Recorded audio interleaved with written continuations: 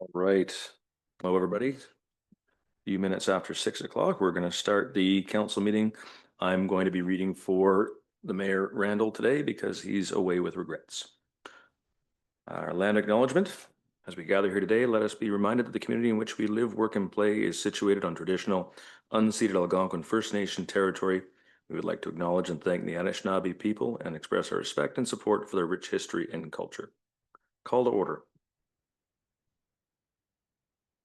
All members with the exception of Mayor Randall are present. Thank you, Stacy. Approval of the agenda, recommend a motion that the agenda be approved as presented. Could I have a mover and seconder, please? Moved by Councillor Hinton and seconded by Councillor Sakaspina. All in favor? And that's carried. Thank you. Any conflicts or disclosures? Councillor Sakaspina. The council meeting, I will not be voting on bylaw 8, number 2 as my son's own property on Franktown Road. Thank you. That's noted. Anyone else? Is anybody else? Approval of minutes. Council minutes recommended that the council minutes dated September 23rd, 2025 be accepted as presented. Could I have a mover and seconder, please? Councillor Atkinson and Councillor Comley. All in favor? And that's carried. Thank you.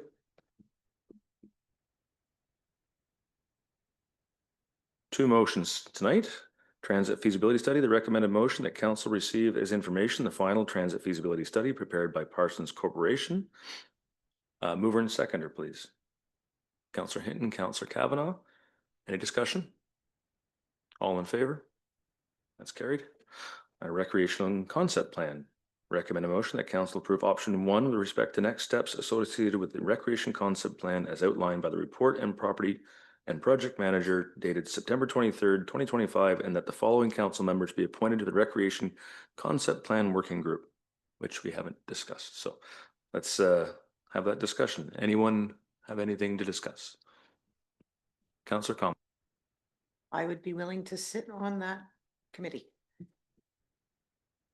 We have a volunteer. Is anybody else particularly interested? Are you?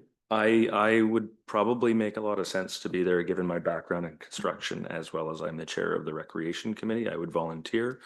If anybody else is interested, please let me know. I know Mayor Randall, who's not here right now, is also interested. So if anybody wants to say their piece, say so now. Councillor Atkinson. I'm happy with those three. Any other comments? Councillor Sakaspina. Thank you very much.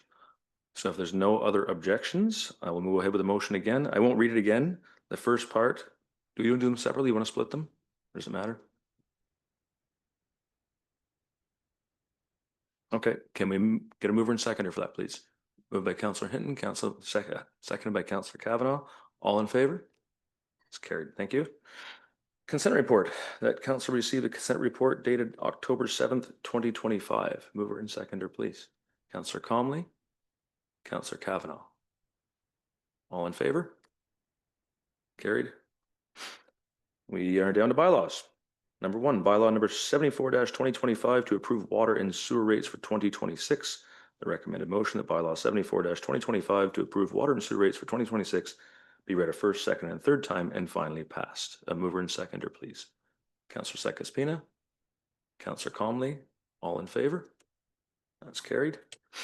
Number 2, bylaw number 75-2025 to adopt official plan amendment number 11, Franktown Road Neighborhood Secondary Plan. Recommend a motion that bylaw 75-2025 to adopt official plan amendment number 711 Franktown Road Neighborhood Secondary Plan be read a first, second, and third time and finally passed. A mover and seconder, please. Councillor Atkinson and Councillor Kavanaugh. All in favor? That's carried.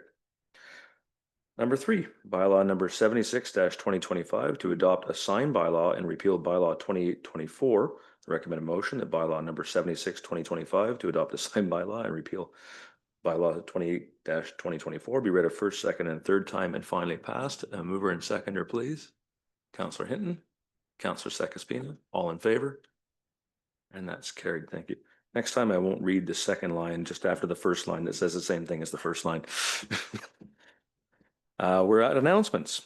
So I'm working off of Toby's notes here, so I don't have any broader discussion other than to announce that we have Early Childhood Education Day for October 21st, Local Government Week, October 19th to 25th, and Small Business Week, October 19th to 25th. And I'd open the floor up to anyone else who had announcements. Councillor Hinton. Thank you. I'd like to make an announcement. It's Ontario Public Library Week is October 19th to 25th.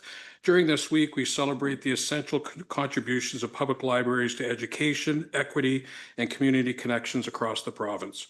This year's theme is Libraries for Life, reflects the lifelong role of libraries from your first story time to lifelong learning. Libraries grow with you. Our own Carleton Place Public Library is an award-winning dynamic community hub that provides free access to information, technology, literacy resources, and lifelong learning opportunities for residents of all ages.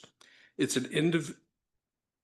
is an invaluable institution within our town, offering a welcoming environment where curiosity is encouraged, stories are shared, and ideas are exchanged for all ages. The dedicated staff and volunteers of the Carleton Place Public Library continually expand their services to meet the needs of a growing and diverse community, whether through interesting new services, children's programming, senior outreach, or newcomer support. I encourage all the residents to take advantage of the programs and services offered by our local library and to celebrate the vital role libraries play in building informed, connected, and inclusive communities.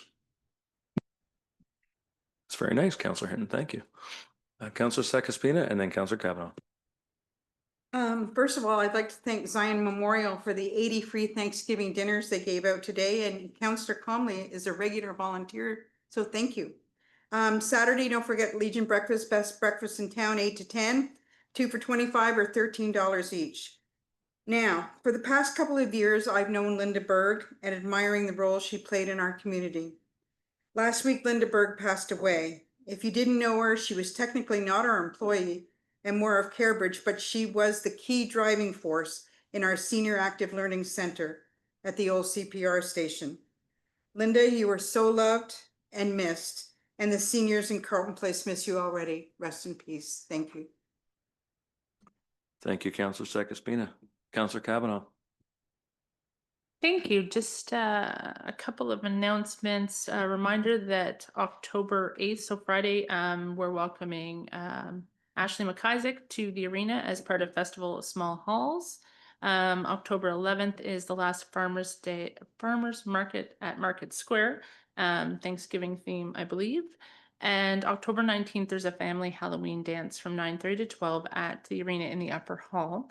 I'd also just like to take a moment to shout out everyone who was involved in Pumpkin Fest on the weekend, particularly our Community Development Coordinator, Jessica Hansen, our BIA Coordinator, Paisley Woods, and Office Assistant, Andrew Valley, and our Rec and Culture staff and team, all the volunteers, the sponsors, our tourism team.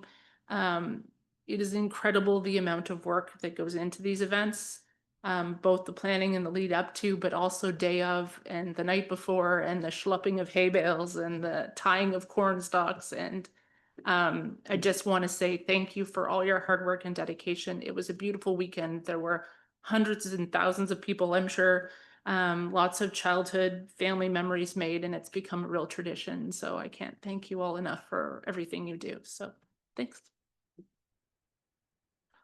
Yeah, that was pretty incredible, actually. My family went over about 9:30 in the morning and literally couldn't walk through because of how many people were already there in Junction Park, and Junction Park is big. So yeah, well done, everybody. Thank you. All right, any other announcements before we move on? Okay. Confirmatory bylaw number 77-2025, confirmation of council proceedings that bylaw 77-2025 be read a first, second, and third time and finally passed. A mover and seconder, please. Councillor Hinton, Councillor Sakaspina, all in favor? That's carried. And the last recommended motion that the meeting be adjourned at 6:13 p.m. Mover and seconder, please. Councillor Atkinson, Councillor Comley, all in favor? And that's carried. To be followed up by committee of the whole, chaired by Councillor Hinton. Thank you. Thank you, Deputy Mayor Tennant. I'd like to call the Committee of the Whole meeting for October 7th, 2025 to order at 6:14 PM. Need approval agenda. The suggested motion is that the agenda be accepted as presented. If I can get a mover and a seconder. Moved by Deputy Mayor Tennant, second by Councillor Comley. Any discussions? All in favor? And that motion is passed. Declaration of pecuniary or conflict of interest and general nature thereof can be made now at any time during the meeting. See none. Minutes to be approved and received. The suggested motion is that the Committee of the Whole meeting minutes dated September 23rd, 2025. No, not September 23rd. Yes, September 23rd, 2025. Be accepted as presented. Moved by Councillor Kavanaugh, second by Councillor Atkinson. Any discussions? All in favor? Opposed? See none, and that is carried. Thank you. We have one delegation this evening. We have Chris Burke, Fire and Safety Specialist with Lumex Group. Presentation of the Carleton Place Staffing Study.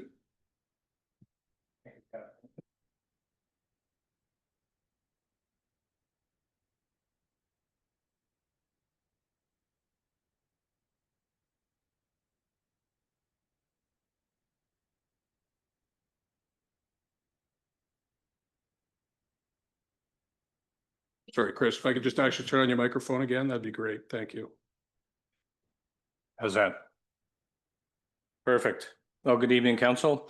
Deputy Mayor, thank you for the opportunity to come and chat tonight about the fire department staffing study that we did last year for the department.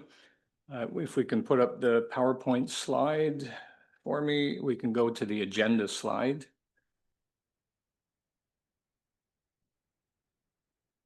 So I know the original document has also been distributed, but tonight's presentation is to outline the staffing study and receive as information for this evening. The final 47-page report is already out there. And when I talk about the next slide, please, project background and the agenda for this evening is for. There we go. There we go. Just go to the agenda page, please. Back one. It's not up there. Yeah, it's I'm not sure why. It's on everybody's. Oh, Yeah. okay. Is that fine? It's on the screen in front of you. Oh, it's on the screen front. Perfect. Project background, just in terms of some of the associated background information that we worked with both Chief Mounier and Deputy Chief Joy. I received a huge amount of information to coordinate with them, and they did a super job. We reviewed the 2020 fire master plan that was originally done by the township, by the fire department, and the 2024 community risk assessment that was also done as part of this overall assessment. So we looked at structure and findings with regard to the organizational setup, and I can flip to the project background.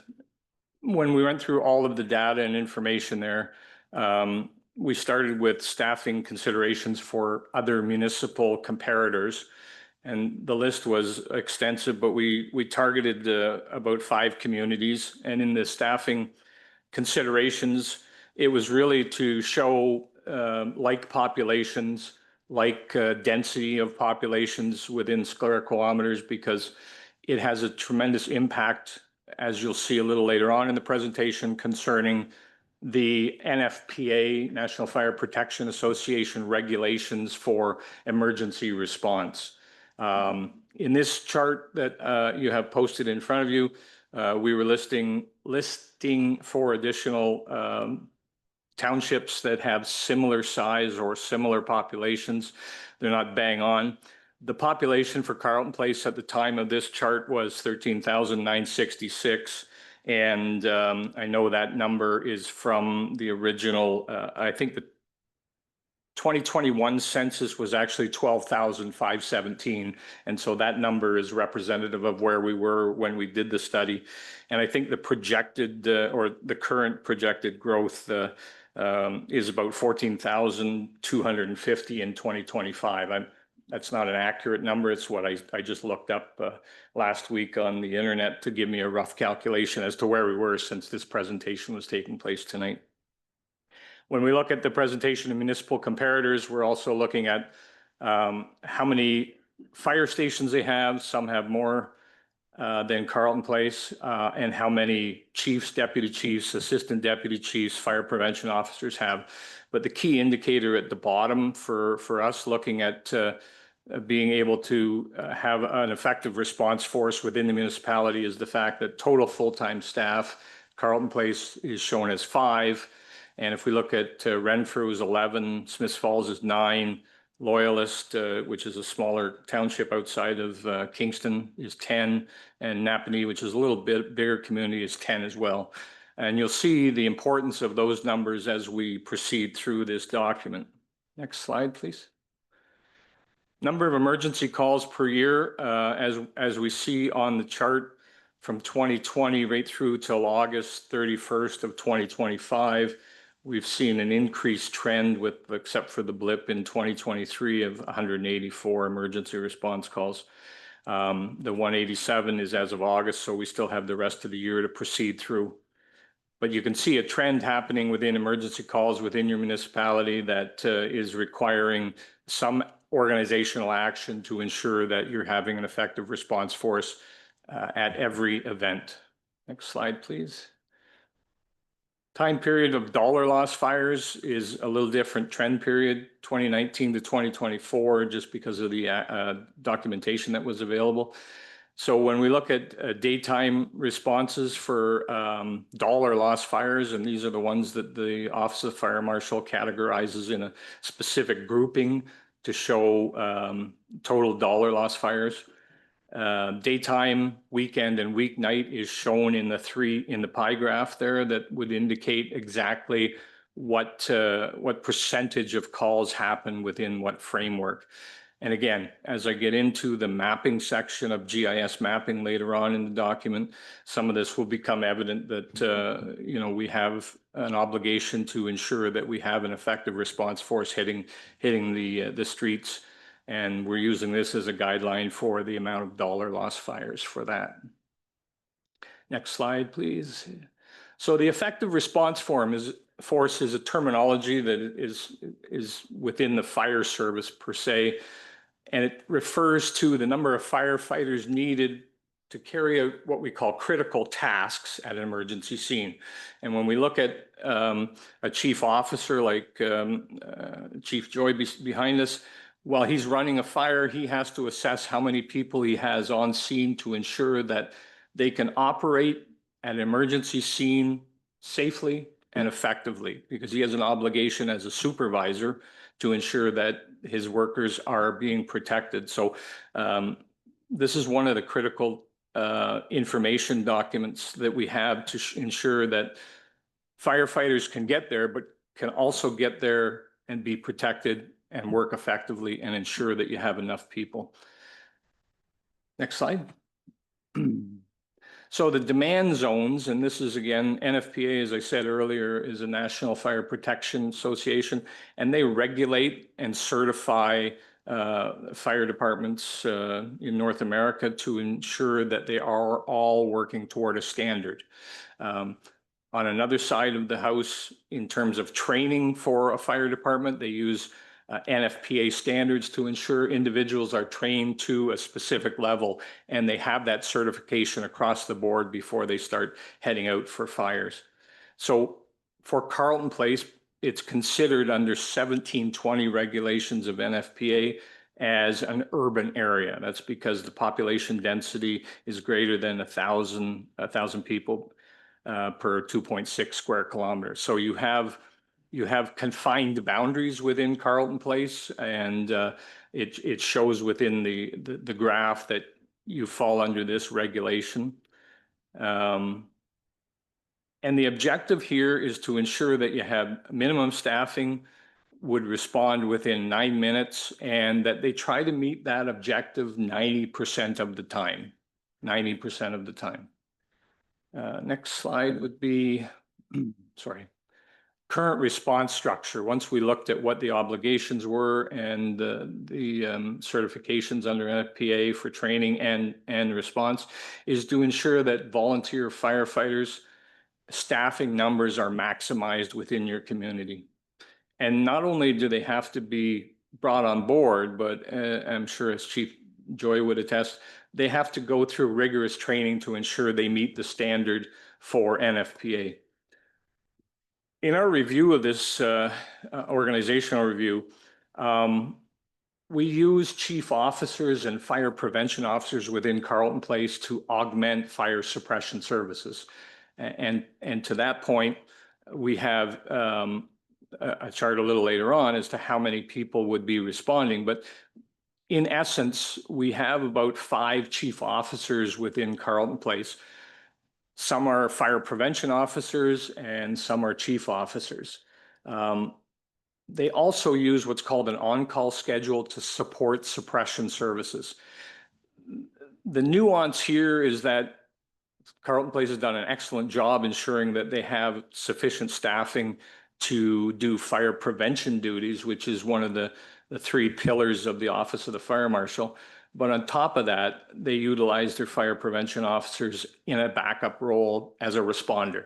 And hence, to date, it's been providing that initial response. But as we can see, as we move on, that's not going to be the case as we move on and have to make hard decisions about what our numbers are like. The next slide, please.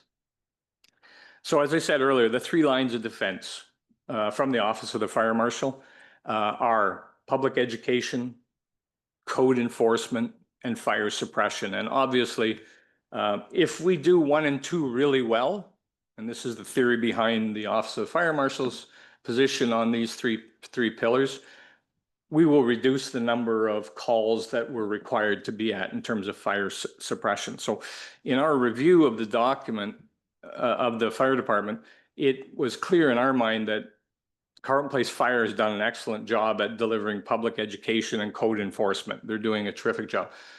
The benefit as well is that they have additional bodies to support suppression fire needs. There are also some downsides on that as well. Next slide, please. And they're on the next slide, sorry. Under our project, our goals in this process. So some strategic goals that Carleton Place Fire is looking at was to uphold an effective leadership while maintaining a strategic direction, and they have certainly done that. They've also managed the human resources needs, such as recruitment and retention, and this is a massive undertaking for not only Carleton Place, but in our review of a number of fire departments across the province. Recruitment and retention is one of the biggest challenges for fire services within the volunteer corps across Ontario. And certainly Carleton Place has done a terrific job in that regard. Furthermore, offering adequate compensation and benefits in order to maintain those retention levels. Not only is recruitment a challenge because they have to go through many certification processes, but retaining people with all of the things within the social dynamics of our world take place, it's tough to keep people. And they also support a culture of service excellence and maintain compliance with some of the regulations I've spoken to already. So next slide. Current challenges for Carleton Place Fire. Continuing to recruit and retain an adequate number of volunteer firefighters. That's an ongoing challenge, not only here, but elsewhere. Ensuring all the firefighters have and obtain mandatory certifications. And the addition in this one bullet point is that the deadlines under NFPA regulations are July 2026. And for specialized services within NFPA July 2028. So if you had high angle rescue or rope rescue or trench rescue or water rescue, they all fall in under what's called a 1006 within NFPA standards. So we really are looking at next summer to ensure that certifications are done before then, and then in 2028 for more specialized services. Noting that the chief officers perform duties at fire scenes instead of performing command functions. So that challenge, as I said earlier, yes, we have 5 people that could be responding on trucks initially out of this fire hall. Their duties are typically performing command functions. So if I use Chief Joy as an example, responding to a call, his primary role is to ensure that he's an incident commander on the scene, looking after his people as a supervisor under the regulations. And so that takes away a little bit. If you only have 3 or 4 or 5 people responding, you're not giving due course to the individual who's performing individual command functions. It also takes its toll, ensuring that you have a healthy work-life balance within your chief officer roles. Ensuring that we have adequate number of firefighters available on daytime, nighttime, and weekends is a huge challenge here. And keeping pace with increased levels of population density caused by vertical intensification and commercial growth within the confines of your municipality. Next slide, please. So what we undertook with the support of this municipality and your GIS people, my colleague Jerry Pidgeottori worked with them and with the chiefs.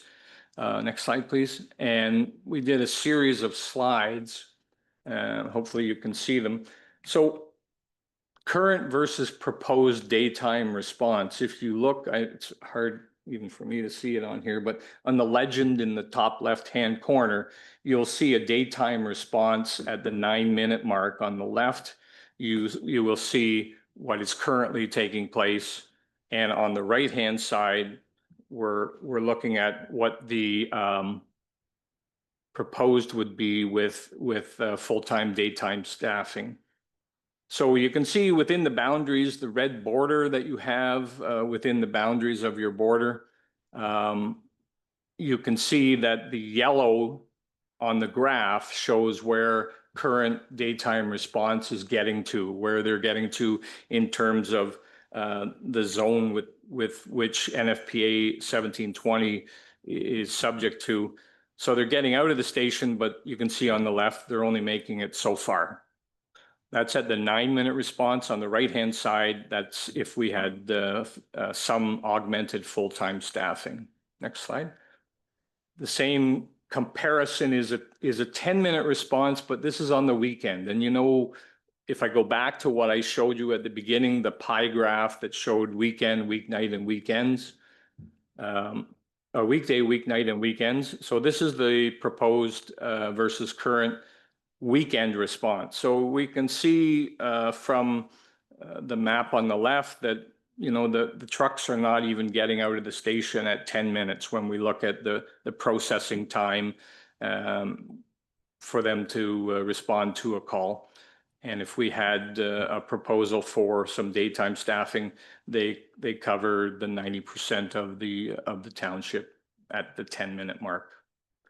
The next slide will show weekend response, and that as well is current. That's a current map of weekend response at 14 minutes. So while it looks a little precarious in the beginning when we show a 9 and a 10-minute response, that there's not a lot of movement, at 14 minutes, there is currently weekend coverage within that grid in the yellow that is reflected in the GIS mapping. So there are some challenges, and next slide. And the next steps that we proposed were as follows. So Carleton Place Fire Department should enhance its composite staffing model using a phased-in implementation plan to build the numbers of full-time firefighters within the fire hall in order to ensure that they're making the 90% factor under 1720 response criteria. They should continue monitoring the effective response force to make recommendations to council regarding changes to level of service. They should continue to recruit more volunteers and enhance nighttime response.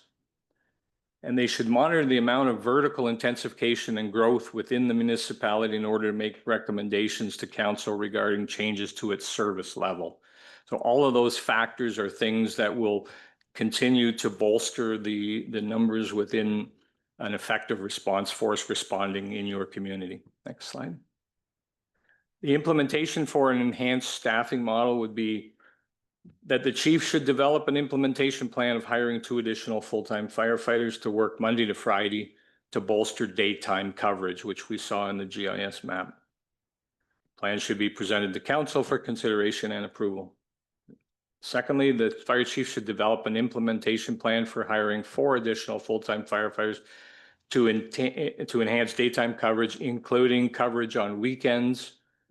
The plan should then present it again to council for approval. And the last point here was that the chief should monitor levels of municipal growth and intensification, high density, Carleton Place, to ensure that Carleton Place Fire Department is in lockstep with council and making decisions about evolving and anticipated risks to the community. Next slide. And that's the end of that short presentation. As I say, the full report, the 47-page report is available to councillors and mayor. And so I'm open to any questions to myself or my colleague. Thank you. Thank you very much for that report, Mr. Burke. Very thorough. I'll open it up to council for any questions, and we'll start with Deputy Mayor Tennant, please. Thank you for the presentation. So one of the good things about being close to our neighboring municipalities is we share bodies when it comes to emergencies. Was there any consideration into put into the report about the staffing levels of the neighboring municipalities we work with? Thank you, Mr. Mayor. Yes, in the report itself, we analyzed any of the automatic or mutual aid agreements that are associated with communities like Beckwith or Mississippi Mills and other Drummond, North Elmsley, Tay Valley, the ones that all surround Carleton Place because you're an island amongst those other departments. And yes, in the same breath, all of those departments would have similar challenges in terms of daytime, weekend, and weeknight responses from volunteers. But yes, consideration was given because I know that the automatic aid and mutual aid agreements are well respected within this community.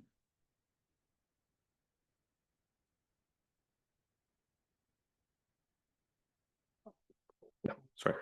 Yeah, so recently I've had discussions with councillors from Mississippi Mills and Beckwith, and there is some interest among their groups to integrate more and share more resources in fire. So equipment, staffing, what it might be. But I think that's a really important thing to consider going forward, that we work with them very closely on staffing levels. Because ultimately, these are all the people we have to work with. They're 10 minutes up the road.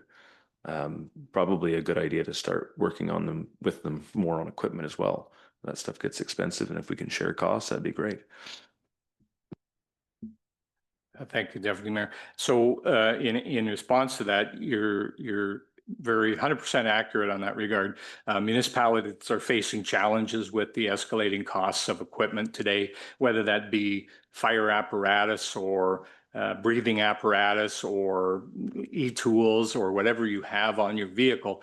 And there has been a move, not in this report, but I'm aware of a move afoot by a number of departments to create a buying group, or a réseau in French, to ensure that they're getting the best bang for their buck, given the high cost and replacement of vehicles, which is a challenge for all departments and ultimately for council to ensure they have the budgetary funding for it.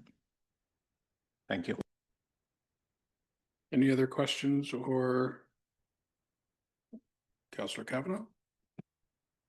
Thank you. Just a quick question, and it might be in there somewhere that I just haven't come across yet. But in that early demographic chart that you compared the different communities by size and density and stuff, do you also have a similar comparison to the number of emergency calls? Is it comparable? Are they also getting 263 fire calls a year? Just because apples to apples, just because there's 1,000 people and 1,000 people, it would be interesting to know. Thank you very much. We have looked at that. I'm trying to scan my brain here to see if it came in that report. One of the things we find with comparing apples to apples is sometimes different municipalities have a whole different profile of the types of responses. So, for example, places that would be located along the 401 corridor may be impacted more by motor vehicle accidents as opposed to structure fires per se. So sometimes it's a challenge to match like for like. And so when we did the initial report, it was to try to get those numbers as close as Carleton Place as we could find without going far afield. But in a lot of cases, we would have reviewed that as well. Thank you. Any other questions for Mr. Burke while he's here? See none. Thank you very much for the presentation. Appreciate it. Thank you very much. Fine.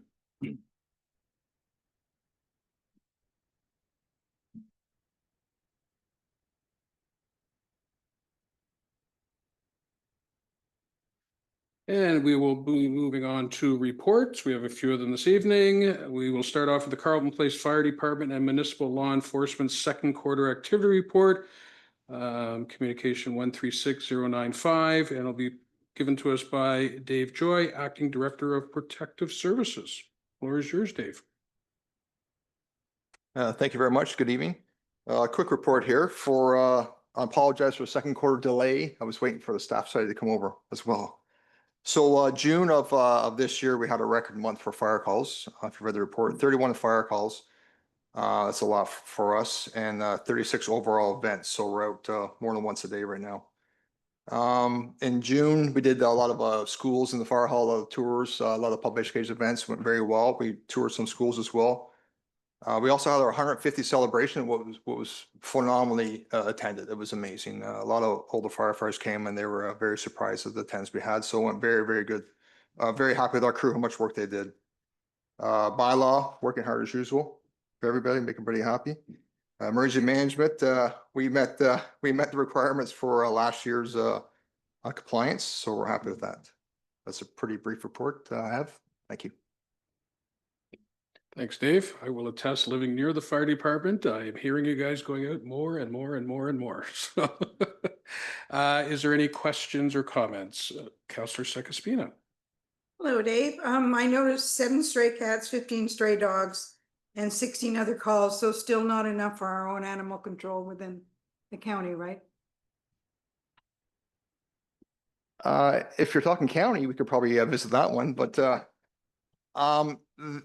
Councillor Sekaspina, the amount of training and facility we have to provide for all that is astronomical. Short answer, no. Yeah, it's very difficult. It's a whole realm of thing to prepare for all that. We have looked into it as well, and we've talked to Diana about it before. I don't, I just get the questions all the time. So like poor Guy over there, I file these. So when I get the questions, no, there you go. Thank you. Thank you, Councillor Sekaspina. Any other comments, questions? Councillor Atkinson? Yes, thank you. Thank you, Chair. I just have a question for regarding the number of warnings issued in the parks over the first half of the year. There were 70 in total. It was a lot. I was wondering if you have any insight into what were those warnings for? In particular, was it rowdiness? Was it drinking in the park, smoking in the park, or camping in the park? Thank you. A lot of it's like dog off leash is quite common for us that we encounter. And we've gone with a mindset to educate and not charge. And I think it goes a long way. And it's like, we always tell them, spread it to your friends, tell your friends. So majority is that. I like to hear that. If you could also get after people to pick up after the dogs too, that would be lovely. If I figure it out, I'll give you an answer back. Any other questions or discussion? Counselor Kavanaugh.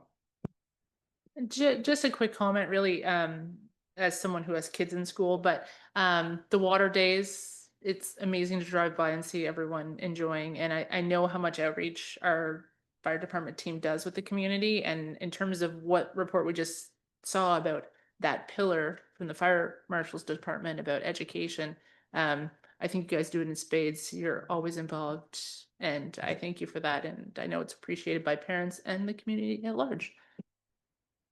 Well, thank you very much. As the chief just mentioned before me, that's our first foremost our prevention and education is right up there. And we did conserve water at the very end. The last two we had to cancel because of what was going on, but no, it was a great events. Thank you. Any other questions? See none, I will read the suggested motion. The council receive as information the acting director of protective services report on the second quarter 2025 activities with the Carleton Place Fire Department and municipal law enforcement dated October 7th, 2025. Can I have a mover and seconder on that? Councillor Atkinson, second by Councillor Sakaspina. All in favor? Opposed? See none, and that is carried. Thank you. We are moving on to Hydro One easement and tree clearing contract, communication 136096. Nikki Dwyer, Director of Development Services. It's all yours. Thank you. I'll make this one brief. I don't have anything further to add than what's in the report, but I am happy to answer questions. The direction coming forward is that we need 2 agreements to be executed, and that's really what we're asking for tonight. Great, thanks, Nikki. Any questions, comments? Deputy Mayor Tennant. Just out of curiosity, what would happen if we didn't give them this? Just kind of curious. Hydro would have to find another willing landowner and then negotiate a similar easement and tree clearing agreement. And we wouldn't get our street light on Hooper Street. Great answer. Thank you. Any other discussions or questions? See none. I will read the proposed. The council passes a bylaw authorizing the mayor and a clerk to execute an offer to grant an easement and tree trimming agreement with Hydro One Networks, Inc. for the installation of a new Phase 3 power line on the Public Works Yard at Bates Drive. Moved by Councillor Comley, second by Councillor Atkinson. All in favor? Opposed? See none, and that motion is passed. Thank you.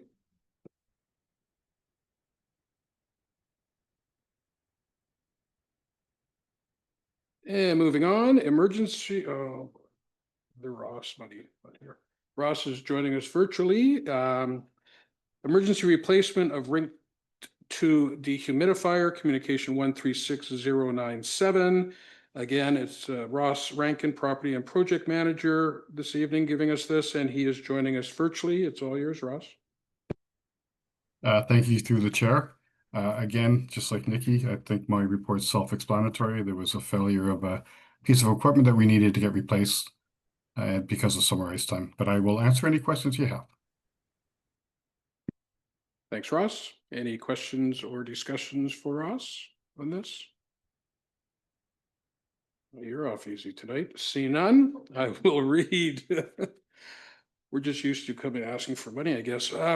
I'll read the recommended motion that council receive the report from the property and project manager on the emergency replacement of Arena 2's dehumidifier dated October 7th, 2025, and that the budget deviation of $36,500 be funded through the year-end surplus, if any, or from the asset management reserve. If I can get a mover and seconder on that. Councillor Sakaspina, Councillor Kavanaugh, all in favor? Opposed? See none, and that motion is carried. Thank you.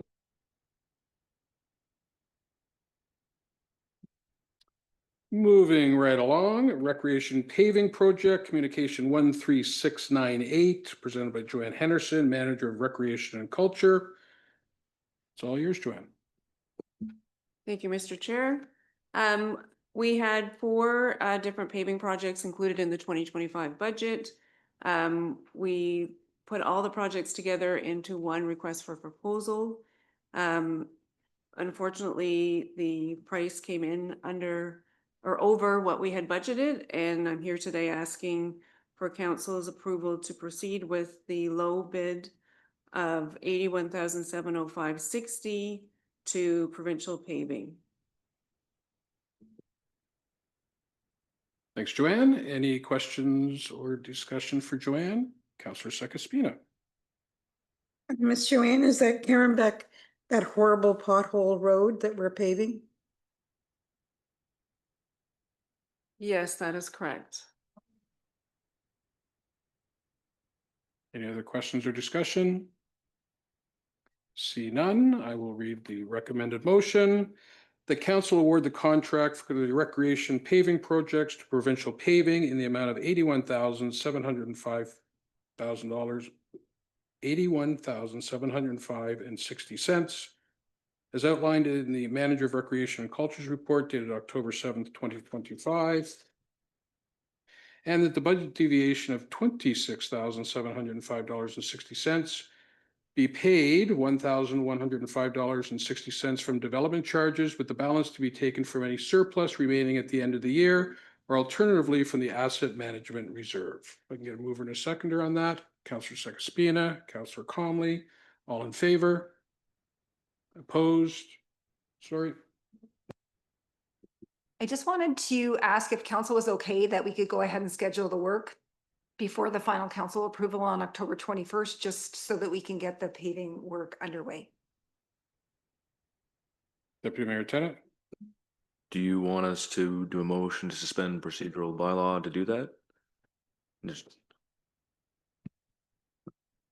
We've certainly done it in the past where council knows that when it comes to the council floor, it just has to be a rubber stamp. It just allows us to go ahead and get this work scheduled with the contractor. I'm fine with it. Are the two council members who give the move by and second fine with it? Good, okay. So we'll carry on. All in favor? Opposed? See none, and that motion is carried. Thank you.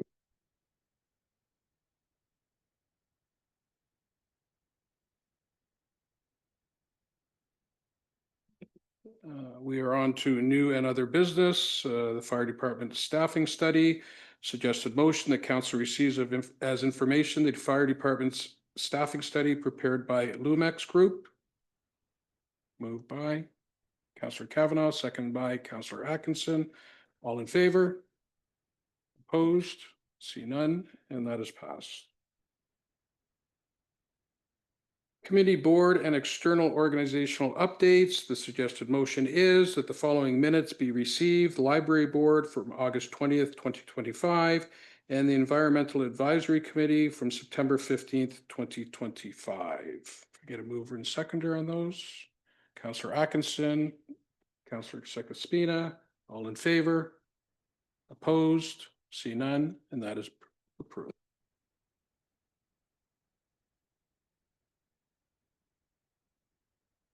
And we're on to information listings. We have a few. Town of Aurora Elect Respect Campaign, Niagara Region State of Emergency on the Mental Health, Homelessness, and Addictions, and Office of the Solicitor General Regulatory Amendments to the OPP billing.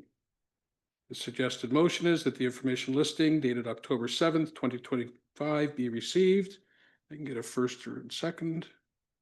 Councillor Kavanaugh, second by Deputy Mayor Tennant. All in favor? Opposed? See none, and that is passed. Now we will be moving into closed session. Sorry, Deputy Mayor Tennant. Chair, could we do a 5-minute recess? We have to wait for Toby before we go into closed session, or we can't enter the meeting. Mike, there we go. We will be heading into a 5-minute recess before we go into closed session. He's on his way? Okay, perfect. Thank you.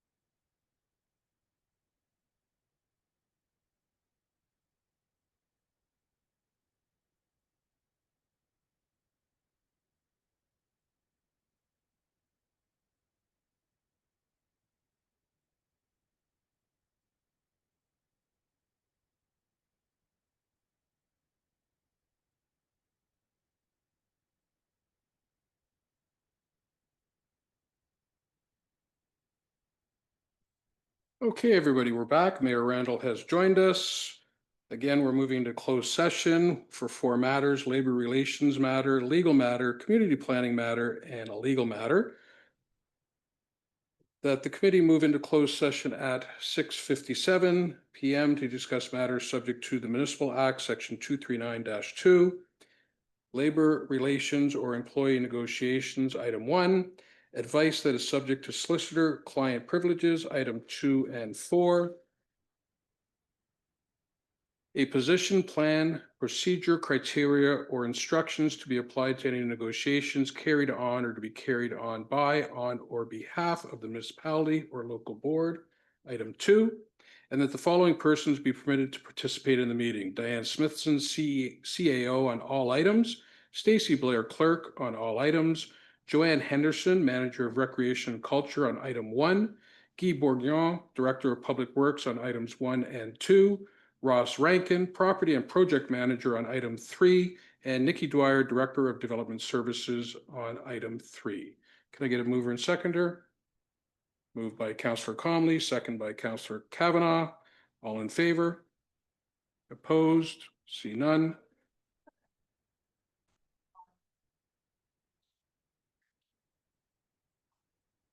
Sorry? Item 3 is not noted as one of the reasons, and I believe it's under item number K on the agenda. You have items 1, 2, and 4, but there are 4 items, and number 3 goes under the K item. No, it should be 2 and 3. Yes. Okay. Okay.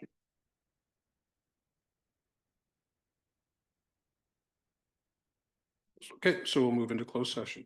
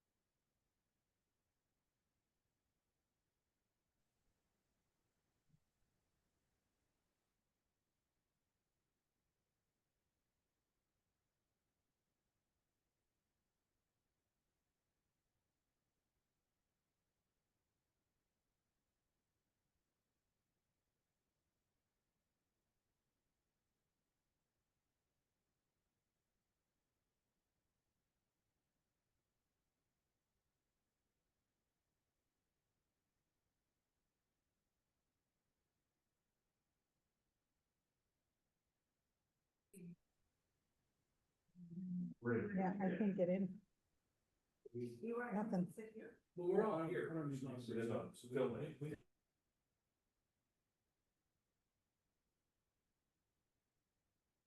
Okay, Rise and Report, Dan Smitham will provide us with the Rise and Report. So item 1, staff direction was provided in closed session as was for number 2. With respect to item 3, it was for information only at this time. And item number 4 was staff direction provided in closed session. Thank you, Dan. Adjournment, the suggested motion is that the meeting be adjourned at 8:39. Moved by Councillor Conley, second by Councillor Atkinson. All in favor? Opposed? See none. Motion's carried. Thank you very much. Have a great evening, everybody.